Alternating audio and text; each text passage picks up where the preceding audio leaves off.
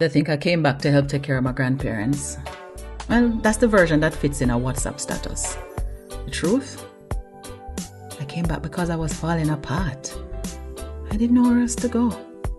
My baby girl finally come home. They held me like the prodigal daughter. Man, I felt like such a fraud. Even forgiveness feels heavy when you can't forgive yourself. I loved him. Even when he loved himself more. Even when his words were like knives wrapped in compliments. I should have left sooner. But by the time I did, I wasn't sure I could still stand. God used to feel so close here. No, it's just quiet. Maybe that's where it starts. Maybe home isn't always a place.